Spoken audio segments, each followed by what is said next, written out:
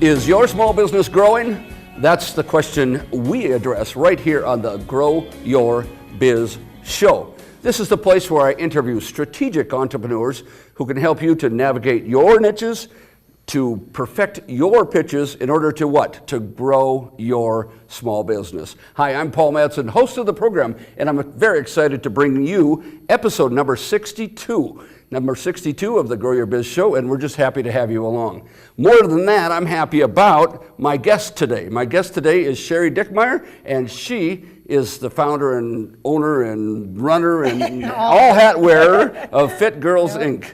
And we're going to talk a lot more about Fit Girls Inc. It's just, Fit Girls Inc. Cheri, welcome to the program. Thank you for having me. Well, I'm super excited to be here. Well, great. I'm so glad we finally got together. We've been trying to schedule this for a long time, but it's going to be worth it to the viewers for you to be here. So thanks again. You're welcome. So, Cheri, let's just jump right in. We're going to, well, before I do that, I had one comment for the viewers, and that is this.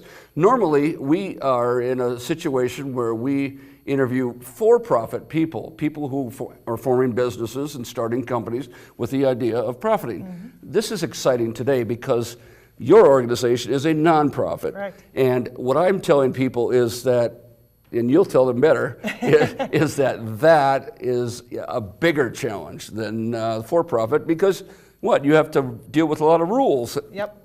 And volunteers, which we'll deal with. Let's get started with the big question. Cheri, what business are you in? What benefits do you provide out there? Yep.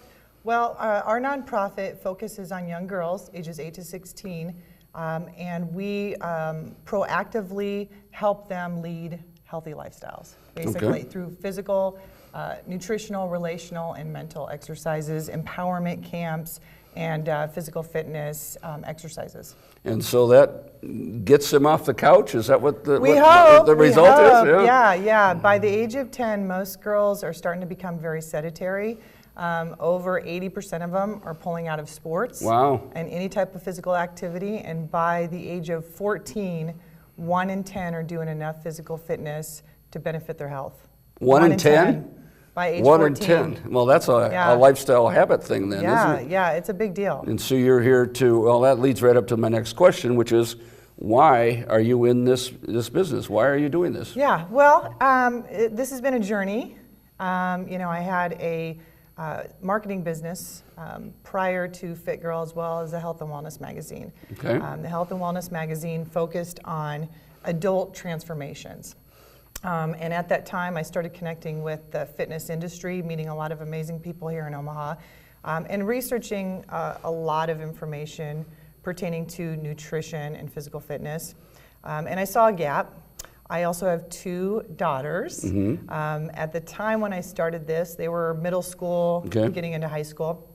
And observing them and their friends, I started noticing some things, as well as when I was working with the magazine, that girls were becoming more sedentary. Right.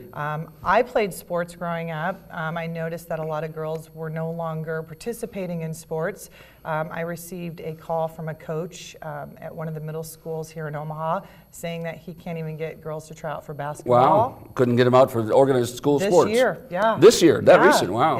Yeah. Okay. But I started getting calls like that, seeing things like that, and I thought, something needs to be done. Somebody needs to do something about this. Wow. Now, at the time when I started putting this all together, I didn't know it was going to be a nonprofit. So back in 2015. Because you were self-employed in a for-profit business. So this is not some airy-fairy idea of yours. You've known what for-profit businesses are and how much shoe leather that requires. But I'm interested in the transition. When did you figure out that this should be a nonprofit versus a profit? But before you answer, a good joke. Some for-profit businesses are nonprofit, not by design. Anyway, Anyway, so when did you make the transition? So back in 2015, I actually was sitting at the College World Series talking to my daughters. I think at that time, one was having some issues with friendships, and it was carrying on through a chat room. Okay. So, and I started seeing how social media was having a big impact on girls' body image and self-confidence. And I thought, you know what? I'm just going to throw a summer camp. I have all these connections now in the fitness industry. I'm going to throw a summer camp together get the best trainers out there. We're going to get some role models, and we're going to see what happens. So we went out to Lake Zorinsky.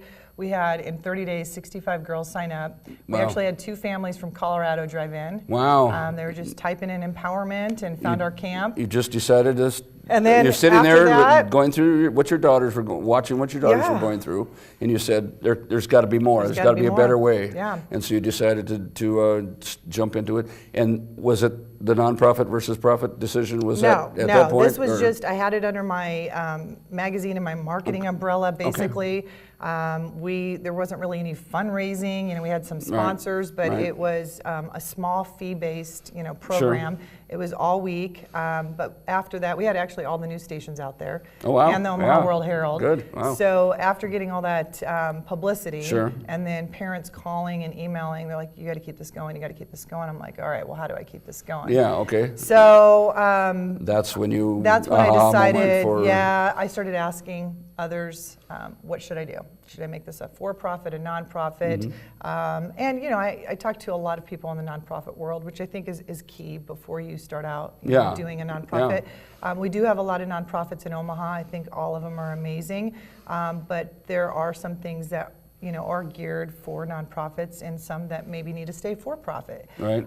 So I had to ask a lot of questions, and sometimes you don't know the questions to ask either. Well, you don't know what you don't know. Right. But I had the marketing background. I had the connections in the fitness industry. So, and I run 100 miles an hour, so I knew I could do something. I knew that's true. But you need balance in your life as well. So I tried to figure out, how do I keep paying the bills and put the nonprofit together. Well, with a nonprofit, then you're able to go out and actually solicit donations. Right. Whereas you do that in a for-profit setting, it's a little different. It doesn't work very well, probably. Yeah. But and were there some? Your daughter was kind of your inspiration in forming the entity. Were there some other family issues or anything involved? I had my mom passed away at a very young age, and after she passed away, I really started looking into how I could better help my girls at an early age take care of their health. Sure. I grew up, and my mom, amazing cook, but she passed away from colon cancer. Okay. And over 85% of colon cancer deaths are preventable with really? diet and exercise. Wow. Yeah. So that was a huge red flag for me. How do I help my girls at an early age adopt a lifestyle that's going to take them into adulthood, that they can pass on. I think it's fantastic that you saw what your teenage girls were going through in chat rooms and friendship issues, and you also had the personal story of your mother and kind of the wake-up aha call from there. Wake-up call from her health and all that. Tied it together with your health and wellness background and your fitness industry background, and out came this and talked to a lot of people. That's good advice, is to talk to other people who are doing similar things, or other people who are in entities where you might live, and you got lots of. Did people you interview or talk to say, "Oh, this should be a nonprofit," Cheri? Yeah, you have to talk to a lot of people, and then take the information and go where your heart tells you. Yeah. Because you really have to be passionate about the cause. Yeah. Because it is hard work, but you have to. It has to get you up every morning. Because every other day I'm like, I can't do this anymore. I'm sure. When you talk to other. Well, you go 80 hours a week, right? Yeah. At the beginning you do, and you have to. I think you have to know that going in, that the first couple years is going to be hard. Yeah. And if you don't have the stamina to get through it, don't do it. Yeah. It's going to be hard. Yeah. I knew that just owning my own business. Right. But I had no idea how much more there was to the nonprofit world. Well, let's talk about that. And kudos to the leaders out there in the nonprofit world. Yeah, it's tough. It's hard. Think about it, viewers. If you say, I want to start a business, and it's so hard to get customers and things like that, and then think about it from Cheri or other nonprofit agencies, entity, because not only you have to figure out how to pay your payroll and pay people, but Cheri has to figure out how to get people to do things for what? For free. For free. So that's a real Please motivational, help me for free. Expertise to do that, right? Yeah, especially in today's time. Everybody's busy. Yeah. Everybody's got a full plate. Yeah. So you definitely need to be you need to have the personality that people want to follow. Good point. Yeah, you definitely need to be a great community leader, hone in on those skills. Right. So that people get just as excited and passionate about the cause as you are. Because yeah, you're leading a volunteer army, and they've got other things they're doing. And Sure. if they're sacrificing their time for you, then they're leaving something else behind. Right. Yeah. And you better be important, yeah, enough to get that time You have to from be them. inspirational, have the leadership, Absolutely. have to be able to motivate others and things like that. Yeah, and you have to sometimes make it about them as well. With our program, we have a lot of college girls and mentors walk away saying, and we just did one last week at Creighton where we had a panel of 5 women speak about bullying. Okay. And Shauna actually facilitated it. But we had, a Shauna doctor, Dorsey, who was on the show a couple weeks ago, actually. Yep, and she facilitated it, and these women spoke about their bullying experiences, and we call it From Bully to Boss. Oh. And, and what they went through, and, they're busy women, and to get them to come and donate their time, when they left, they're like, wow, that was really empowering for me. Yeah. So I think, it has to be well-rounded. Sure. What are they going to get from it as well? Not that everybody that's going to give time needs to get something from it. That's not, usually why people donate their time for nonprofits. But, they need to walk away feeling good about themselves, that they made a difference too. Well, and that's why I ask you about your why, and you've told us personal, family, daughters. You've told us fitness industry. You've told us, just the leadership and giving back thing. I mean, those are all important whys. Well, your volunteers have to have a why as well. Exactly. They have to have a reason, a benefit, so to speak. Cheri, there's lots of organizations out there that have similar missions, perhaps, or I can think of a few maybe, or service to girls or whatever. Tell us what makes Fit Girls Inc. a little different than them. Yeah, so when I was researching after the summer camp, and I was researching whether to nonprofit, profit, how I'm going to put this together, there's amazing organizations, sports organizations, gyms that focus on the fitness piece, that help kids with the physical aspect. Right. And then there's behavioral clinics and organizations in mental health and counseling that focus on the mental piece. I wanted to put something together that bridged the two. So we combine physical fitness in tandem with empowerment workshops. Okay. And it goes hand in hand, because Well, it's like, what comes first, the chicken or the egg? Right. In case someone doesn't know, tell us what an empowerment workshop is. Yeah, so we, like our 12-week empowerment classes, we focus on a different topic each week. Okay. And it's usually topics that the girls are dealing with in middle school, late elementary and middle school. So last week it was bullying.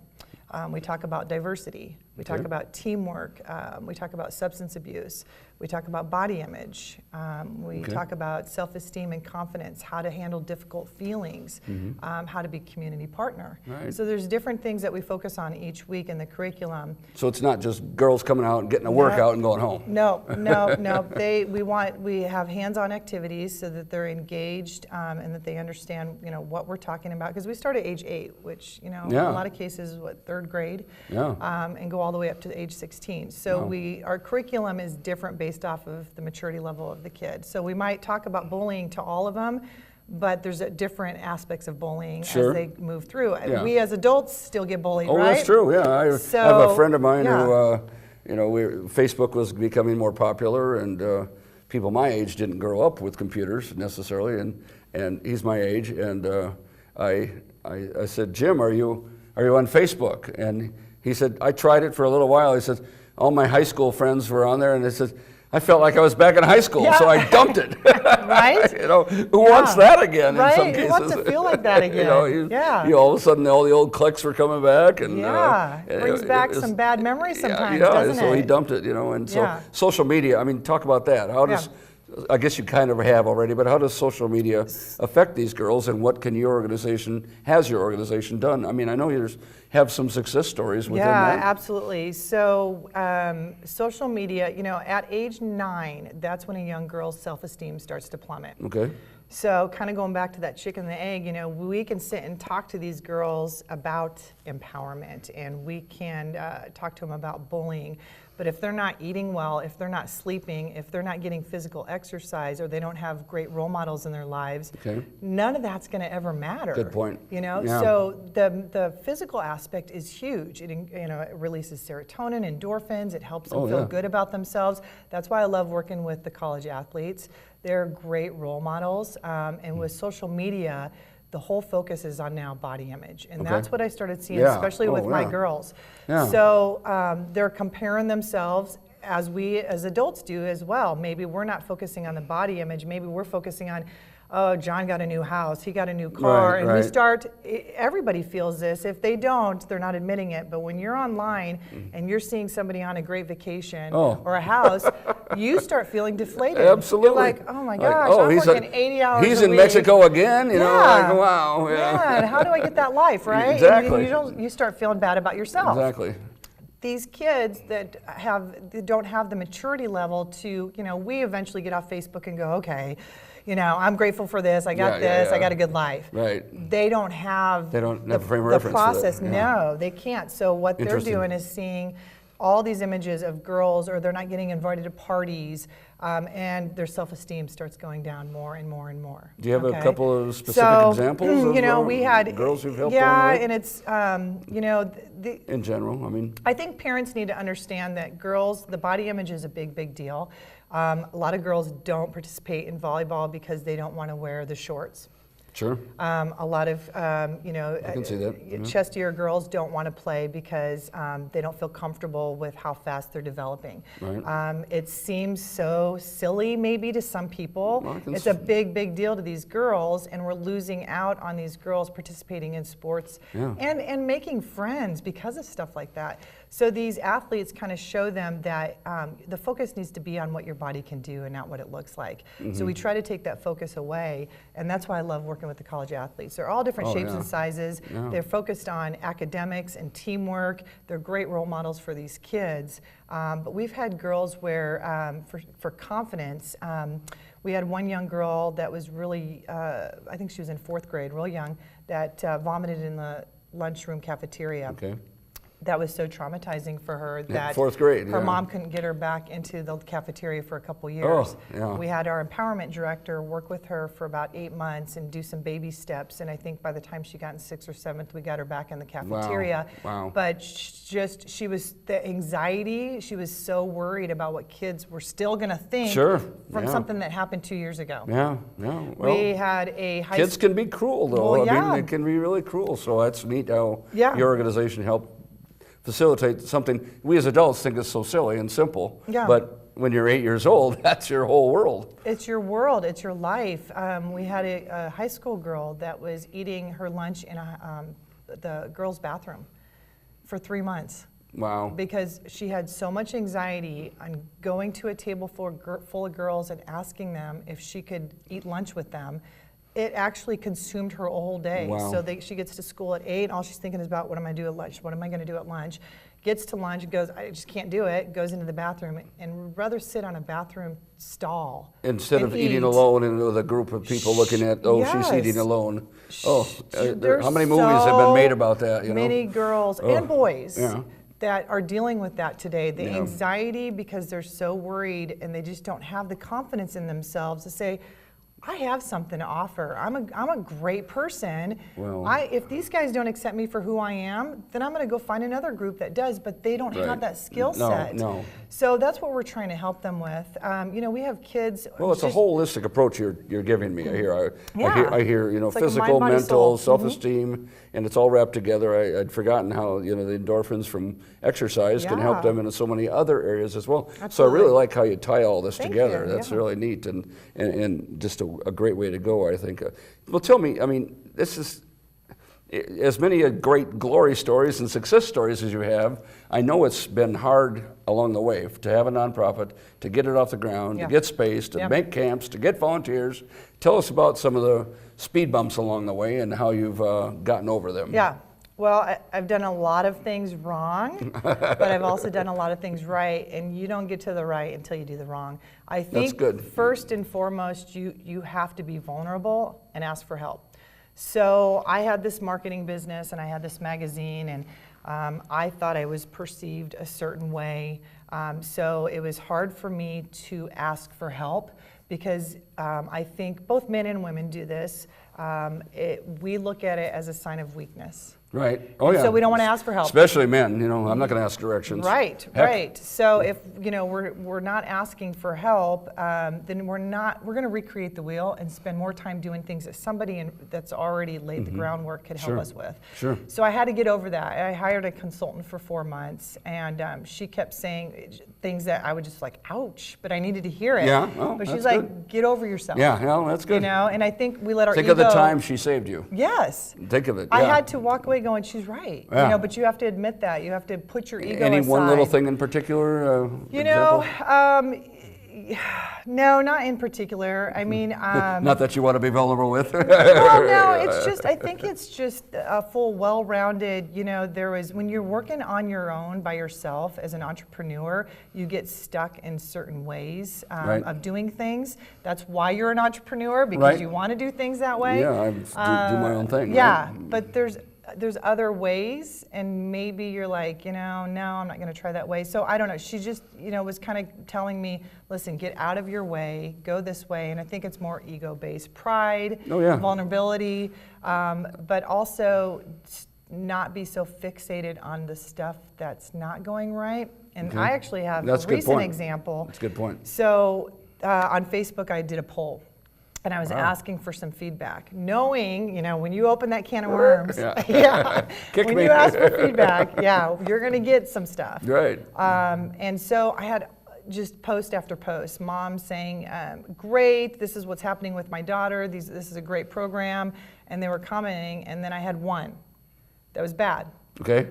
And what'd you fix on? For a day. I focused on that one. So then I'm writing notes. How do I change my program? What do I got to do? I got to change the program now, right? Oh, man. And we do that. Why do we do that? We do that. We focus on that one negative, and I had to go back and look at the 20 that were positive and say, you know what? Wow. What am I doing? I can't. And my brother, wise man, Mike, he sits on my board. He's like, Cheri, you're not going to be all to everyone. And that was a good point, and I think I learned that early on, but you have to remind yourself. I spoke with somebody a long time ago, and I'll never forget this, and he's a leader in his industry, and he's like, as entrepreneurs, we want to do it all, and we have a million ideas. Right. And he's like, focus on one thing and do it better than anybody else. Because we want to go all these different directions because we have all these great ideas, but nobody can really make something really great if they're focusing on 10 other things at the same time. That's really great. It ties in with a quote I heard recently. I think it was Richard Branson said, no one can touch you if you're the best in the world at something, Pick your thing, and you're picking your thing, and these are great tidbits of advice for entrepreneurs and for how they get over their speed bumps and what the whole thing about get coaching, be open to people, helping you focus on the positive, not the negative. I love this one. You don't get to the right thing until you get through the wrong things. Right. I think that's the name of our episode here. That's really, there's always a nugget. Get through the wrong to get to the right. I gotta save some time here for you to tell a little bit more about the successes of your summer camp. It started with what numbers and ended with what numbers, and what workshops do you have coming up and so forth. Great. Well, thank you. So back in 2015, we started with 65 girls at summer camp.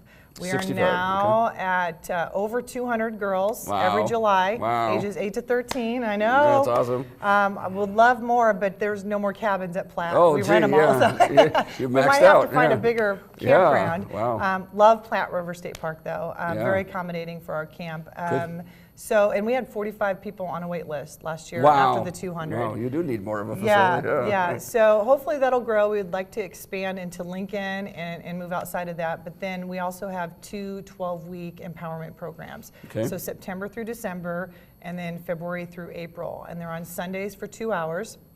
So we focus on each week a different topic, and then the fitness for the young kids, we do really fun games. I mean, they love them, really fun games. But they also get yoga and mindfulness, which is super important. I really think, and I think schools are adopting this too, that mindfulness piece is going to help kids become more compassionate and empathetic. It focuses on breathing techniques, but getting them present in the moment. Awesome. And when they're present in the moment, they can feel what others are feeling. They're more compassionate and empathetic that way. And yoga, I think, is just huge. You know, all these kids are not going to be softball players and basketball players and volleyball players. And so that's another differentiator, I think, for us. I'm not trying to push a particular sport. If kids are in sports, I would love them to continue doing what they love to do. But, you know, quite honestly, 3% of kids get college scholarships. We need to bring the play back into the game, not make it so expensive for these families, and let these kids have an outlet just to play. And if you ask them why they want to do sports, in the top 10, winning and competition isn't even in there. Well, and it's that's what you told me, and they could get out there and enjoy it. And that's what I love about Fit Girl Inc. is that you can help these girls to get out there and enjoy activity, enjoy sports, and so your self-esteem, the whole well-rounded, holistic package, and that's fantastic. Yeah, we go kayaking, paddleboarding, hiking, biking, so they don't have to necessarily be involved in an athletic or club sport. You can still be active and the benefits from that. Well, that's fantastic. Cheri, how do people reach you and learn more about Fit Girl? Our website is fitgirlinc.com. Our phone number is 402-830-8108. You can find me on Facebook too and shoot me a message, or email me at Cheri, Cheri, at fitgirlinc.com. fitgirlinc.com. Perfect. And thank you so much. As we wrap up today, I wanted just to summarize, she has so many great ideas for entrepreneurs. Get coaching, focus on the positive, focus on one thing at a time, go through the bumps to get to the right area. It's all good for all entrepreneurs, and we thank Cheri for what she's doing in the community and for girls. I think it's a fantastic outreach and a fantastic program. More power to you, more good luck to you. Also, she didn't ask, but I'm going to say, of course, her organization, Be Nonprofit, is of course open for donations as well. Visit her website to learn more about that. Visit my website, growmedia.com, to learn about my opportunity to help you with defining your niche and to perfect your pitch. I'm doing this more one-on-one coaching lately, and it's just fun. People tell me, oh, I didn't know that about myself, but they get out there and do it, and it's a great time. So growmedia.com will help you out with that. Cheri, you've been a great guest, and you have a great service. Thank you. Thanks. Come back again, will you? Absolutely, All right. Well, we'll see you at next episode of the Grow Your Biz Show. Thanks for joining us, and thanks again, Cheri. Take care. Thank you. Bye.